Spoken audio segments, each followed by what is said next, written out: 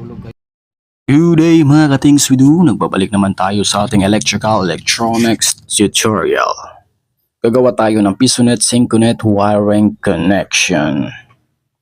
Yan, so ang nagagamitin natin ng ating 5 peso S-type coin slot, ang ating dual timer Allen, yan, digital dual timer siya. Siyempre ang ating 12 volts 5 amperes na power supply, outlet, at ang ating mga connectors para hindi na tayo mag-splicing. Yan, dalawa ating connectors para sa ating 12 volts at 220 sa ating relay. Yan.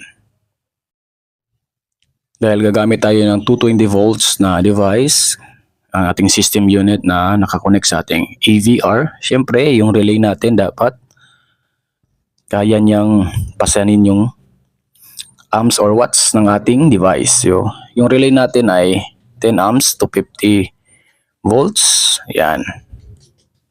At pwede rin siya sa ating DC. So, pero mas maganda kung lalakihan natin ito. Pwede naman tayo gumamit ng power relay. So, sa susunod, gagawa tayo para sa ating pressure washer na gagamit ng motor. So, ito lang muna para sa ating basic wiring connection sa ating Pisonet. So, kukunik lang natin yung una. Simple lang, madaling biyahe na yan, yung coin slot na 3 wire. So, yan sa may bandang gilid, yan. 2 coin slot ang pwede natin ikabit nito. So, ngayon, isa lang para sa ating demo lang. So, naman, yung para sa ating relay. Yung ating relay, yan, parang switch din siya. Yung linya, pinuto lang natin para dito dumaan yung isang linya. In case na kapag nahulugan lang piso, madetect ng sensor at magsiswitching siya ng isang linya. So, magko-connect yung ating, magno-normally close yung ating relay. So, ang relay natin ay nasa normally open. So, simple lang, yung green hindi ko ginamit kasi normally open tayo kasi hindi pa nahulugan. So, yan. Yung una, brown at black. So, kabit muna natin yung black. So, yan. Sa ating connector. Yan, para hindi na tayo mag-splicing. Connect natin dyan. So, i-connect muna natin. Ito yung isa. So, ang isang linya naman patungo sa ating outlet. So, i-connect na natin. So, yan, na-connect na natin. Dito, bibigyan natin ng supply yung isang linya, line 1, yung ating relay para meron siyang puputulin na linya. So, dito natin nilagay yung brown, yung unang wire. Yan. Yan. Kung papasok na yung line 1 na kuryente, siyempre, normally open siya. Kapag nahulugan na ng 5, ayan, magkuklose siya. So, kaya, mag-energize na yung isang linya. Yan. Yan yung purpose ng ating relay. So, pwede ito sa 220, AC, at DC. So, yan. Kumbaga, yung signal lang ng switching para mag-connect yung ating isang 110 na linya. So, ito naman yung ating line 2. So, dito natin nilagay. Pwede naman sa kabila. Dito natin ilagay para hindi siya malito tignan kapag lumabas na yung magtatapping na tayo ng line 1 at line 2. So, yan. Pwede natin gamitin yung isang relay. 2 relay ito, guys. Pwede yung 2 coin slot. 2 on and off. Pwede yung gamitin sa kabila kapag monitor yung i-off mo. Ito naman yung ating supply ng ating DC para sa ating timer para gumana yung ating timer. Ayan. Positive at negative lang. Simpleng linya lang. Pwedeng madaling magaya lang yan. So, ayan. Gumamit lang ako ng pin ko, open pin na style. Yung ginagamit sa mga lead light. Ayan.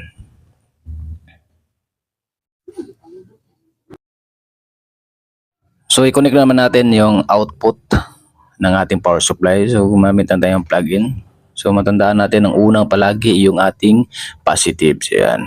Hindi naman yan kakasya yung ating plug-in kung nakabaliktad kasi may sarili siyang lock. Yan, una natin ay positive palagi sa mga board. Yan. Yung ating positive. Yan. Next naman yung negative wire. Yan. Simple lang pwede kayong gumamit ng ganito or mag-splicing. Ako gumamit ako kasi tatanggalin ko ito eh. So itong linya natin para sa ating 220 volts para ma-supplyan ng ating power supply. So itetap lang natin sa line 1 at line 2 ng ating 220 patungong saksakan. Ayan. So ayan. So saksak lang natin. Kahit magabaligtad dyan kasi line to line tayo dito. Positive. Ayan. At negative. Connect natin sa ating source na 220. Dito tayo magta-tapping. Ayan. Siyempre ilalagay natin yung line 1 para sa ating relay at line 2 direct sa ating outlet. Yan lang yung tandaan natin. Isang linya para sa ating relay at isang linya direct sa ating patungong outlet. Kumbaga, isang linya lang yung pinutol natin para maging switching at kaya niyang i-handle yung device na sakto lang nasa kadalasan mga ang system unit nasa 70 watts. Ayan. Pero iwan ko ngayon kasi malalaki ng specs. Meron ng maraming ilaw, yan LED light. So, pwede natin palitan yung relay. So, yan. Kabit ko muna yung ating line 1 para sa ating relay at sa baba ang line 2. So, yan. Simpleng wiring connection lang guys. Dito lang kayo konting malilito pero madali na maintindihin. Yung sa iba, plug-in lang, coin slot. Ayan, diretso lang yung power supply sa timer. Diretso lang saksak. Ayan, ito lang. Sana hul. Fix ko muna. Ayan.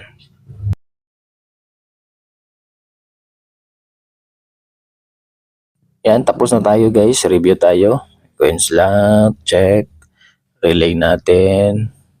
Check para baka na-short natin eh. Ayan. Sakto naman relay. Line 1, 2. Outlet. Yan. Line 2, direct to outlet. Ayan, yung power source natin. So, yung ating DC para sa ating pan. Okay. Ayan. So, sakto na to guys.